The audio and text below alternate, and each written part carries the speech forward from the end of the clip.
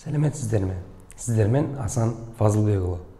Мен өз каналымда сіздерге химияны оңай әрі түсінікті түрде жеткізетін боламын.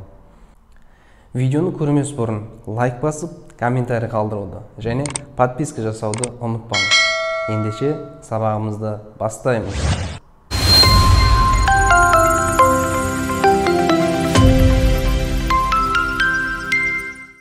Бүгінгі сабағымыздың тақырыбы валенттілік болмақ.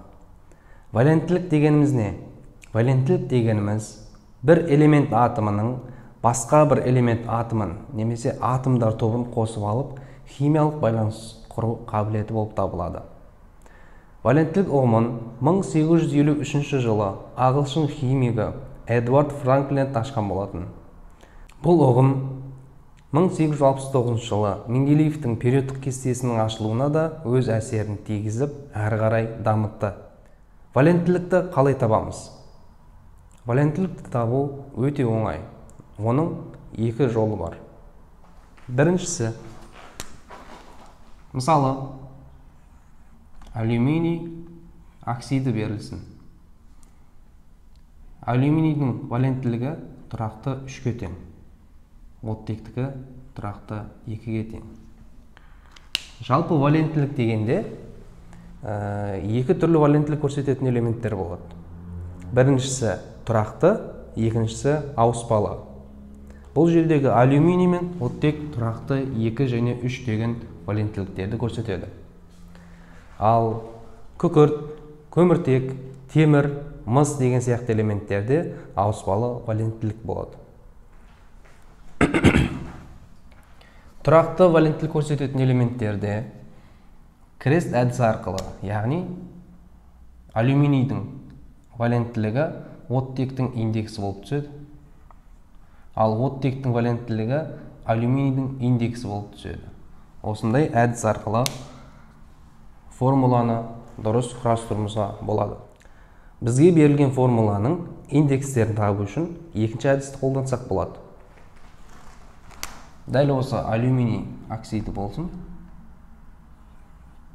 Бізде алюминий мен оттектің валенттіліктері белгілі, олар тұрақты 2 мен 3.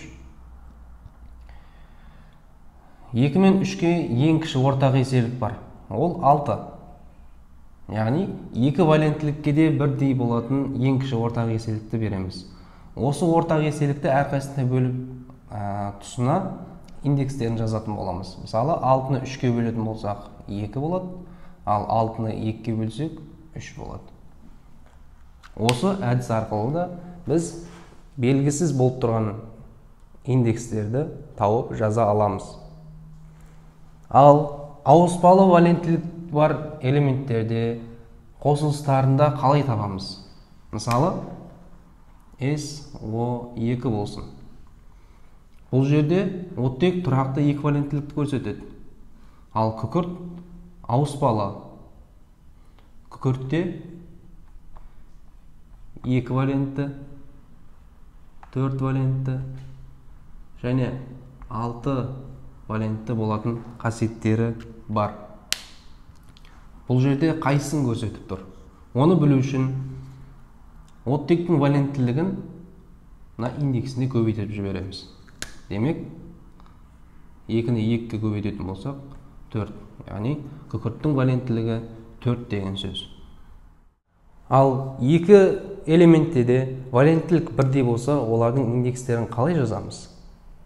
Оларды, мысалы, кальций оксиді болсын.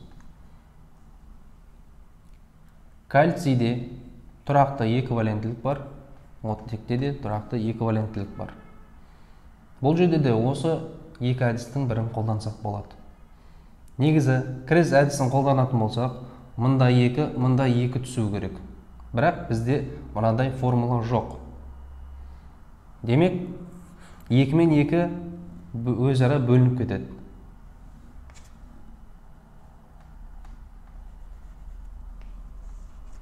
Бұны екінші әдіс арқылы индекстерін жазған өте дұрыс болады. Өйткені 2-ке 2 ең кіші ортақ еселік ол 2 болады. Яғни өз-өзіне бөлінеді деген сөз.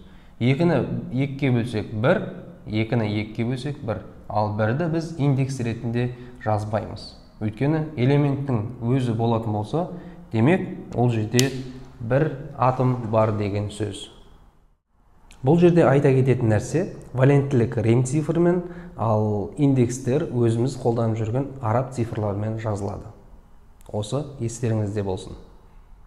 Мен қазір сіздерге тұрақты және айнымалы валенттілік көрсететін элементтердің кестесін шығарып қоятын боламын.